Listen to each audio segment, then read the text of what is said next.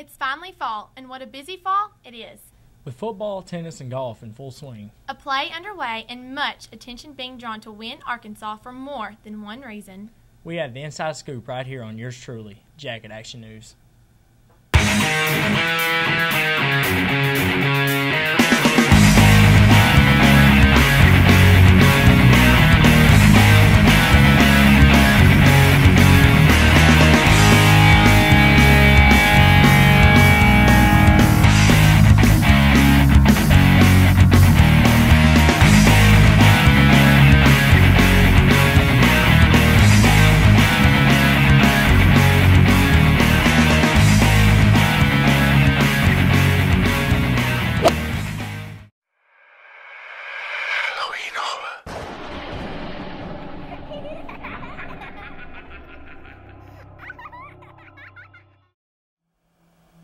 The Wynne Drama Department takes the stage. Tristan Hill has more. All in the Timing, a complex production full of double talk and laughter. The WHS Theater Department plans to keep the audience on the edge of their seats throughout the show.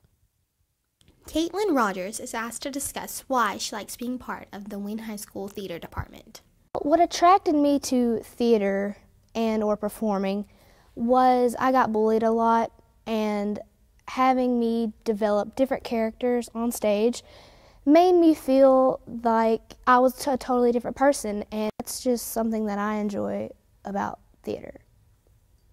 Mr. Overturf is putting on many productions at Wynne High School. We ask him how this show differs from ones he has done in the past. This is actually a selection from a series of one acts called All in the Timing, and each one act is about 10 to 15 minutes long. So it's different in that each of them is a separate storyline. There's no really continuous through line through each of them. And they're interesting because they refer at times to different portions of history, of comedy throughout our history. And one of them is called Words, Words, Words, and they make references to Hamlet. They make references to a movie called The Court Jester with the actor Danny Kaye. A lot of different things are in that. And so there's a lot of things that audiences are going to be able to come to and hear references made and understand a little bit better the world of each individual play. Noah Haney describes the feeling of a job well done. Just that feeling, that adrenaline from everyone's appreciation, that's the best part. I mean, that's why we dedicate our lives to this. The play opens November 10th and 11th. Come show your support. I'm Tristan Hill with Jacket Action News. Although teen pregnancy has decreased in the past few decades in the U.S., 820,000 teens become pregnant each year. The United States has the highest percentage for teen pregnancy throughout the West industrial world. Kathy Bachman, nurse practitioner at the Wynne Health Department, introduces methods that can help prevent pregnancy. We have what we call a tier of contraception. It's kind of like a little pyramid. The top tiers are the methods that are most effective, and that is the intrauterine contraception called Mirena or Paragard. There's two different types, and the Depo-Provera injection. Bachman also gives encouraging information to expecting teen moms. Well, that to please seek evaluation as soon as possible. We are confidential here. We will be glad to confirm the pregnancy with a urine test and give you some specialized counseling regarding your specific needs and what resources there are to give you medical care, what doctors are available in the region, what nutrition is needed. Taylor Lewis, a future teen mom, tells her reaction to the news. When I found out I was pregnant, I was shocked. I never thought that it could happen to me. It shocked me really bad. I cried a lot. You know, I guess you could say I was kind of depressed for a while. She then explains how it took a major toll on her life. It affected my life by I really can't go out and hang out with friends, and I just sit home and take care of myself, and I can't do what all the seniors do. I can't participate in senior activities like I wanted to do powder puff football, and I couldn't do that. It's affected my life in a big way. Lewis also mentions her advice that she now has for teenagers everywhere. My advice to teens is it don't matter where you come from, it don't matter who you are, it can happen to you. Stay abstinence 100%. I'm Chelsea Andrews with Jacket Action News. We're going to take a quick break. So keep watching Jacket Action News. Hello? Hello? Miss Eldridge? Yes, this is Dr. Wynn. I have some news. What is it? Well, Carla, I don't know how to tell you this, but we found something and it doesn't look good.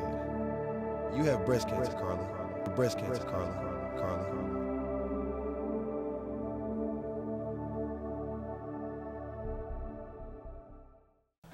Cole, Arkansas suffers a devastating factory fire, leaving over 100 people unemployed.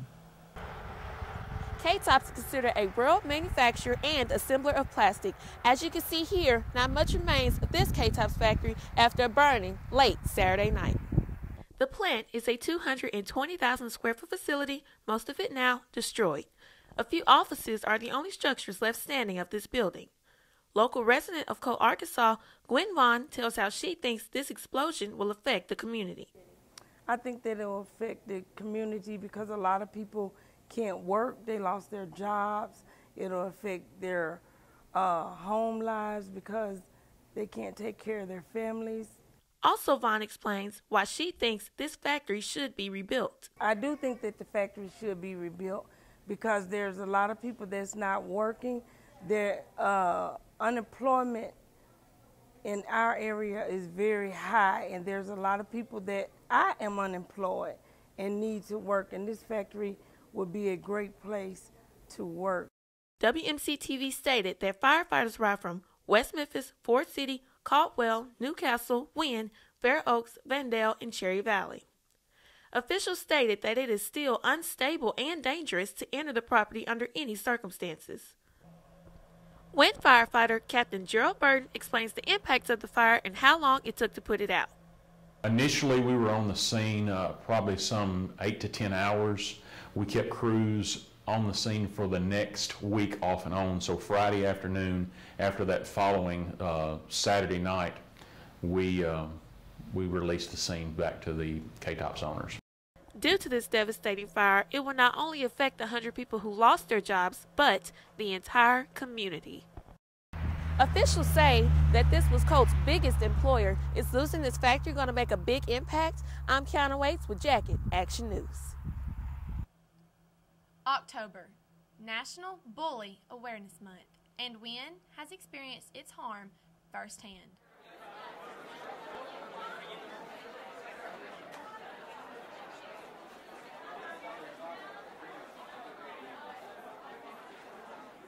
There's been like 4 of those Twitter accounts now. Cyberbullying is now the most prevalent cause of bullying.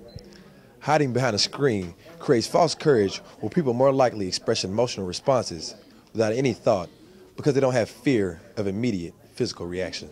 The most well-known places for cyberbullying: Facebook, Twitter, and email. The Pew Research Center recently stated that 30% of the victims use social networks. One time I was texting people and stuff, and I got this text from a random person. They were talking bad about me, and they wouldn't tell me who it was, and I didn't recognize the number. So I believe that if you have the nerve to text someone and tell them how bad of a person you are, that you should have the nerve to at least tell them who you are. Yeah, I've been bullied on Facebook before, and what people were saying, it just wasn't very nice, and they just didn't really feel like they had any consequences or anything. They just said it because they wanted to hurt my feelings.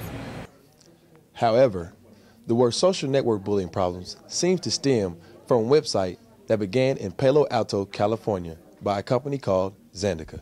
They do not have to go by Arkansas law because they're not Arkansas-based. Therefore, they're allowed to do things that Arkansas state law says they can't. Every time this site is visited, that company produces money. And the sad thing is Wynne is one of the #1 supporters of a forum. Though all of the major news networks have covered the problem, the topics continues to grow. Wynn citizens began the petitioning process in Little Rock to protect their town and, more importantly, their families. As a community, staying off the website is our #1 goal. That should be our #1 goal. To end hatred in our town, to end this ruthlessness against each other. We need to be building up to each other's bonding, having each other's backs. I think it's bad. It's trash. It's just trash. And I think it needs to be taken away. I don't care if the people are guilty of what's being said or not. There's more trash on there than there is anything good. I don't think anything good can come from it. To begin the petition of a topic site, it only takes 100 signatures. The removal of the Wynn topics starts now. I'm Franklin Settles with Jacket Action News. To all of the children out there who feel lost, who are struggling with your weight, with the color of your skin, your sexual preference, your disability, even the acne on your face, listen to me right now. Do not let your self-worth be defined by bullies. Up next, we'll have answers that everyone wants to know.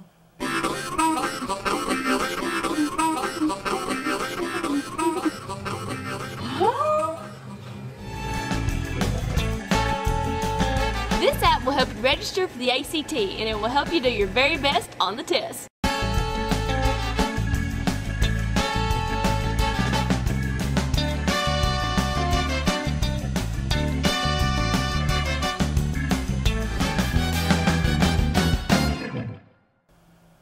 The 9th grade football team recovers from a hard hit. Hannah Williams has the story. A few short weeks ago, a controversial incident took place in this locker room. The Junior Jackets thought it was just fun and games, and have overcome the situation, coming out on the other side stronger than ever. Now, the community needs to undergo the same healing as the football players. With the town in a frenzy, the Junior Jackets are stronger than ever. We've all kind of, I think most of us have become more closer than we were before. A lot of them left and came back, and I'm sure some people looked at them in a different way, but we still accept them for who they are. Pastor Odell McCallum explains how faith will play a role in healing Wynn. Having lived here in this community for the past, since 1961, we as a community can overcome any situation if we get to the right source. And the right source in my life is we must look to a supreme power.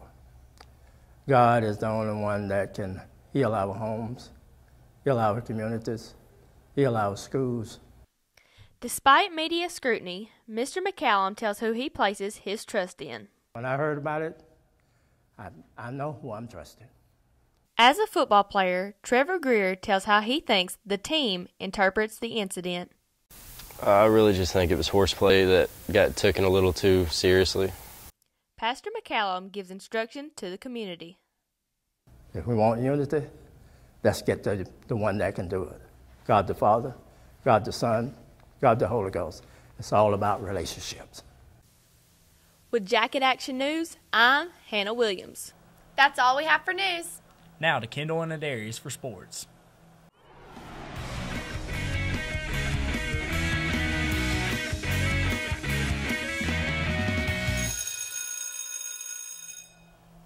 With football, volleyball, tennis, and golf wrapping up, the Yellow Jackets are overall successful at the close of their season. We have all the details coming up, so stay tuned. Twitter, Topics, Facebook, Skype, MySpace. All examples of good social networks being used the wrong way. These are examples of it being used in a good way, and that's how it should be. If you're a victim, let us know. Detective Farley, Detective Foley, we fight for you. Coach Gooden led his golf team to another successful season, with 2 that went to state.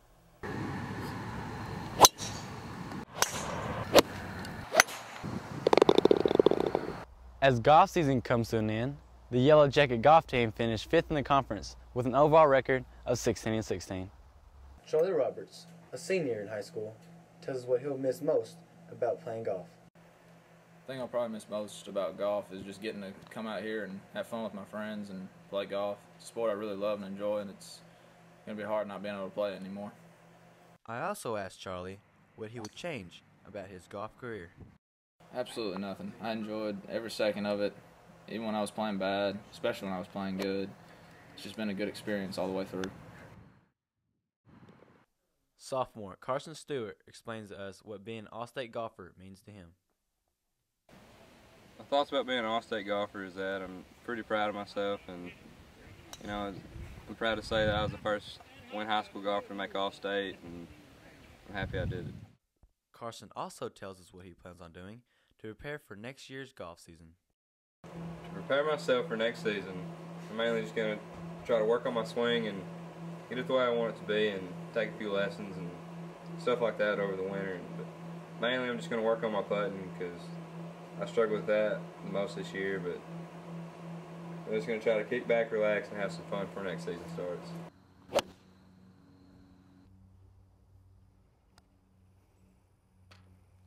I'm Jeffrey Vaughn with Jacket Action News. The Lady Jackets suffered from a disappointing season with the state playoffs out of their reach. The Lady Jackets' regular season comes to an end and fall just short of the postseason. They finished with an overall record of 5-11 and a conference record of 5-9. After a conference championship in 2010 and making a playoff run a year ago, the Lady Jackets stay home this fall but still managed to have an enjoyable year.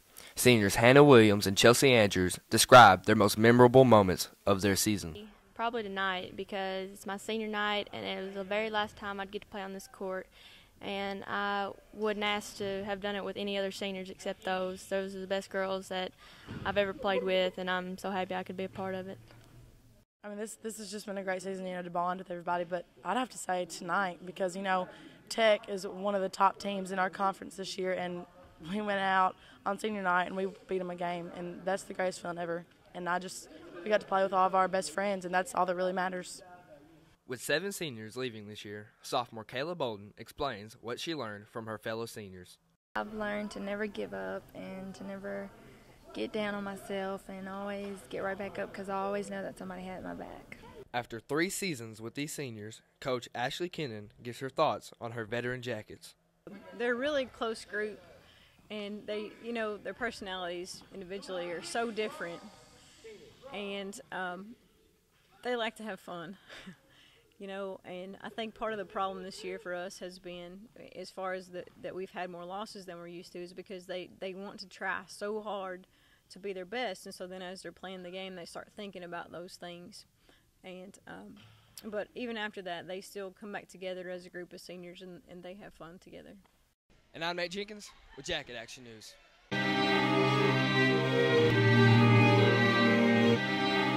I was always told I was the best. I had potential to be great. It was hard to say no, but yes was the easiest way to go. The pressure builds up, but it only takes one to say no. It might be stopped. And a touchdown for the Wynne Yellow Jackets. Highly doubted and commonly overlooked, tennis takes this season, flips it upside down, competes at a higher level, and sends 3 to the state playoffs. The Yellow Jackets tennis team volleys back and forth. The girls' 4-3 record and the boys' 5-3-1 record puts the Jackets in great shape heading into district.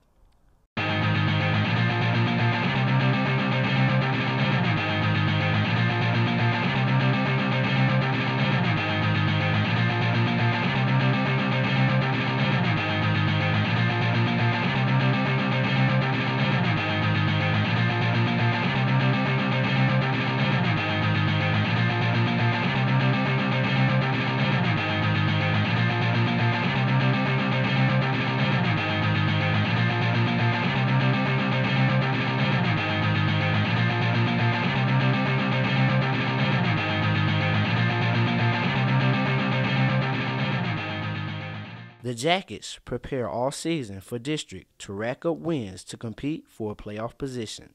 Freshman Carly Folks goes into detail about overcoming pressure. There's a bunch of pressure with making sure that you do your best and you try to get others to do their best and just try to work together as a team and get through it. From 9 a.m. to 6 p.m., the Jackets battle in district. Coach Gage motivates and tells me Cole Harris is the most improved this year. Junior Tyler Birdshaw shares with us his improvements made throughout the season. Improvements I think I've made throughout the season is my serve has gotten a lot better. It's got a little extra power to it, has a little extra spin, and I think it's landing inside the square a little bit better. Tyler also explains his style of play for district. I think I need to play a slow, steady game, not a lot of errors, not a lot of unforced errors, get my serves in, and hit my ground strokes like I have throughout the season. That's all for tennis. I'm Kenan Hawk with Jacket Action News. Already outscoring their opponents 353 to 116 this season, the Yellow Jackets make their way to becoming number 1. Underestimated, undefeated, unstoppable, the Yellow Jackets take on the regular season full speed. Becoming the biggest competition in the 5A East, the Yellow Jackets begin to prepare for the playoffs. At this part of the season, Friday nights begin to bring all types of pressure. Junior Jake Snyder tells the biggest pressure point on the gridiron. Just pressure to win. Everybody comes out to watch us, and we want to do our best so that they can go home happy and glad we get our win. It takes hard work and dedication to reach the top. With no break, the Jackets have only focused on making themselves better for the season ahead. Now ranked at the number 1 spot in the 5A East, senior stud linebacker Jamie Cartiller analyzes what they've done to prepare for this big part of the season. We worked hard in the summer, 7-on-7, team camps, lifted weights and ran every day. Taking down the rival, Batesville, for the first time since 2009, Wynn's number 1 seed in the state tournament became secure. With the postseason approaching, Wynn prepares for more challenging games. Pulaski Academy has recently moved up to the Division 5A and quickly became ranked number 1 in the 2012 Hootens Arkansas Football Magazine. Joseph Stampley gives his opinion on why they could possibly be the biggest competition. The biggest competition would probably be Pulaski Academy because they moved up to 5A this year and they've always had a good team and they got a great tight end who signed to Arkansas recently. Only time, effort, and heart will predict how far the Jackets will go. Hannah Williams, Jacket Action News. That's all we have for sports. We'd like to wish the Jackets good luck this Friday and for their upcoming playoff games. I'm Kendall Hobbs. And I'm Adarius Wallace. Now back to Sydney and Blake.